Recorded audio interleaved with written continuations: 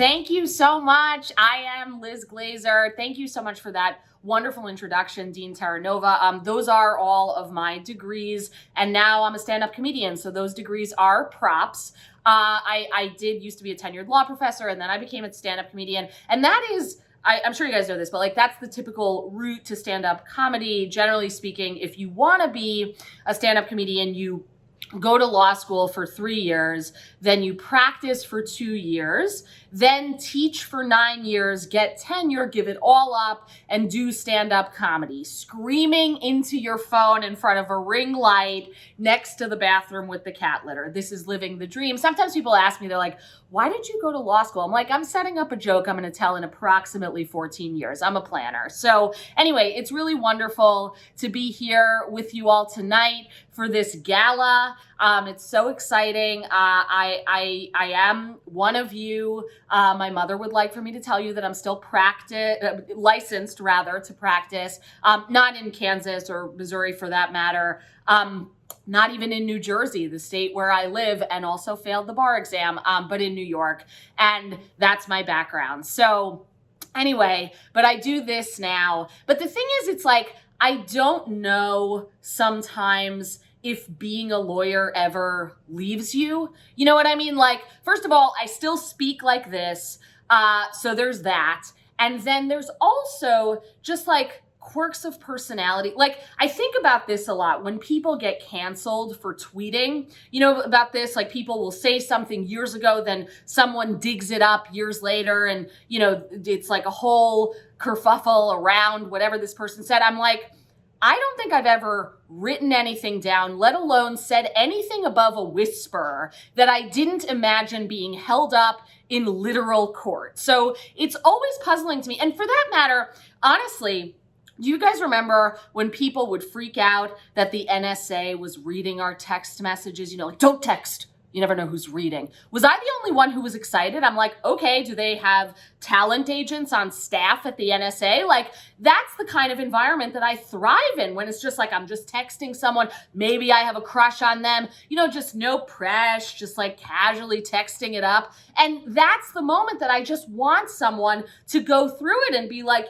you know, I'm just imagining the agents like, hey, come over here. This isn't a terrorist, but she's got some things to say. And for that matter, not just my text messages, I mean, my emails too, okay? Honestly, if you want me ever to see an email, find a way to put it in my sent mail folder, because that is the only folder that I check reliably. Do you guys do this ever? Like, you send an email, okay? I could just send an email and that's a day's work, honestly, because the thing is, when I send an email, I admire my work so much. It's honestly disgusting, but it's true. I just am like, I will send an email, and then I'm like, you know what? Before I send another email, I think I'm just going to sit back and enjoy the fruits of my own labor by reading this email over and over and over again, just like to admire what is the artwork of my email. And I'm just sitting there. I'm just like, I can take the afternoon off. I mean, look at this. I said terrific 3 times in a single paragraph email, signed the email, love, did so confidently. I mean,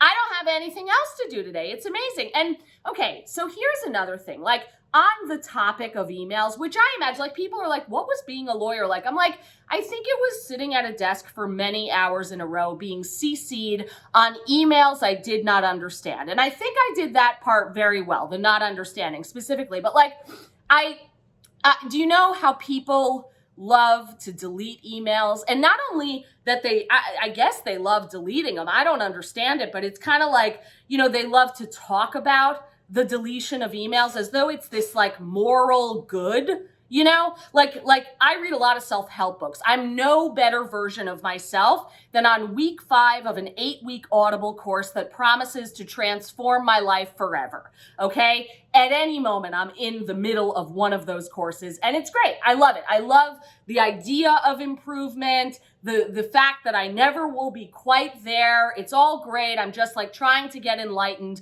one self-help Bible at a time. But in any event, there is this gamut in those books about inbox zero. Maybe you know it. This idea that like you're not a good person unless you leave work at like 5 o'clock or 2 in the morning for lawyers, whatever it is. And if you have but one email, I mean, it's a failure. Okay. I don't subscribe to this at all. I, in fact, love all of my emails, all 127,544 of my emails I love.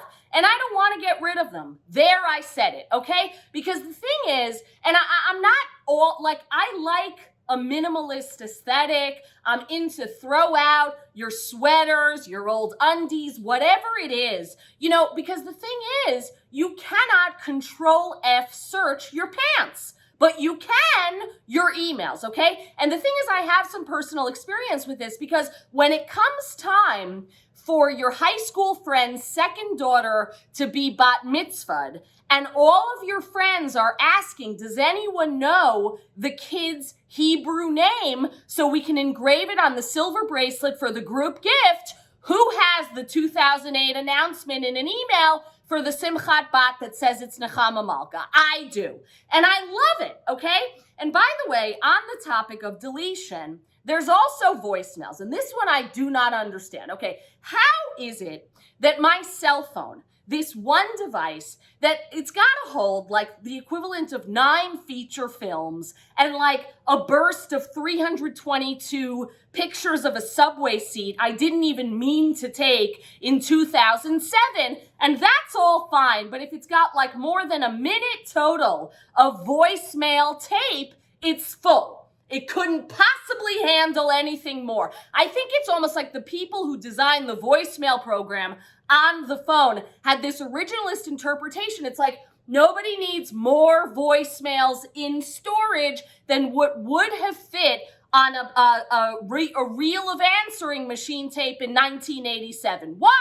I am in favor of a dynamic interpretation for voicemail storage, okay? And this is my platform. You're supposed to donate money tonight. I would love it if you did, to the cause of this gala. But if I can persuade you in this moment, I'll do it again at the end, to reach into your purses. I feel the passion about the voicemail issue. So if you do too, and probably you don't. I mean, what is it? Like, so I can have somebody from my AA meeting leave their entire 7th step on my voicemail to fill it up again is the thing that I'm campaigning for, but nevertheless, I love it. I love my voicemails because the thing is, okay, here's the thing that happened to me. So I have a very old car. I don't mean to brag, but it's like 100 years old. It has key marks all over it. It's snot green. Everything's falling apart. It's like got a key that actually goes in the ignition as opposed to like what now you pay more for, which is a car where the key is just a theoretical construct, okay? My light did not like this. So now it's like, okay, fine. You want a 100-year-old car? No tech for the rest of this set. That's fine, light. But here is the thing. Okay, I love my car. I love that the key goes right in the ignition. I mean, honestly, it's probably going to die tomorrow. Every day's a blessing with this car, but okay, fine. So I had the car. I drove it to Plymouth, Massachusetts, and the car didn't start when I was in Plymouth, Massachusetts, making me have to engage in a transactional relationship with an auto body shop in Plymouth, Massachusetts, specifically Barbara Geller's auto body shop that diagnosed that my 100-year-old car would not start and needed a starter. And the reason I'm telling you this is because when I received the voicemail from Barbara Geller of Geller Auto telling me that my car wouldn't start, and all of that coming from Plymouth, Massachusetts, the voicemail said, "Hi, Liz, it's Barbara Geller of Geller Auto. Your car won't start, it needs a starter." And do you think that every day that I do not have that voicemail still on my phone that I don't feel bereft? You got another thing coming. I miss those voicemails. Okay, so anyway, those are the main things that I'm campaigning for. But I am also obviously very much in favor of diversity. Okay, I'm a lesbian. I feel like at some point I did get gay enough I could stop coming out. People were like, we're aware. I have no idea how to fix a car. I mean, honestly, like lesbians, like, like music such as the Indigo Girls and Ani DeFranco, I was introduced to these groups, these bands or musicians, and they're great, and I get that, but the person who introduced them to me was my straight male friend. So that's the kind of lesbian I am. And like, I don't know, in some ways I am a typical lesbian, I guess. Like I have cats, that's pretty typical lesbian. I have 200,000. We all live together in a U-Haul parked right outside my ex-girlfriend's house where she lives with my other ex-girlfriend. They're together now. I park behind the Subaru unless it's being used. Then I'll just park behind the other Subaru, but I don't know if I fit into the stereotypes. No, like I'm bad at sports. I know you guys had, you know, an unfortunate Super Bowl situation. I had to actually engage in an email exchange. I still have it. I don't delete. With Dean Terranova about this. I'm like, are people going to be upset about the Super Bowl? Because I wasn't 100% sure who was playing, but then once I, you know, had in my email stuff about the Super Bowl, I'm like, oh, I think they might care. But I don't know more than that. I do know that you guys are the Jayhawks, so go Jayhawks. But I do know that because of signing on to your website and realizing that the name of your cloud is also called a Jayhawk. So I don't know if I'm rooting for a data saving platform, which is honestly a bit more my speed and brand, as it were. But in the event that I'm also rooting for a sports team, I'm happy for the coincidence because I'm so bad at sports, okay? And this is a confession. As a lesbian, honestly, as a person, I get very insecure about how bad I am at sports. Like, here's an example. I was once on a basketball team. It was actually a basketball team at the law firm that I worked at. And I was so bad, and I honestly, I got kicked off of the team, which was a really funny conversation with this other guy, a senior associate named Ron, who wouldn't just come out and tell me that I was kicked off. It was like this whole runaround about how we're trying to make the league more competitive. And anyway, I asked him in the end of the conversation, like, am I being kicked off of the team, Ron? And he's like, yes, but the firm is requiring you to start another one so that you won't sue us. That part was silent, but I understood it. And the thing is, when people ask me, what do you do with your law degree nowadays? I mean, I think about, you know, the statute of limitations on how long some clothes can be left in the dryer at a laundromat. That's one thing, you know, interpreting parking signs every now and then, but also, suing everybody I know. Just kidding. But anyway, but am I? So anyway, so he kicks me off of the team. I have to start a new team. Obviously, that didn't go anywhere because people are like, we are definitely not playing basketball with you, because during the season, what happened was I got the ball one and only one time. And honestly, I think we can all agree that that one and only one time was an error. I had this mistake ball that was at play, I suppose, in the game. And I'm standing there petrified, no idea what to do with this ball. So I then was like, oh, I know.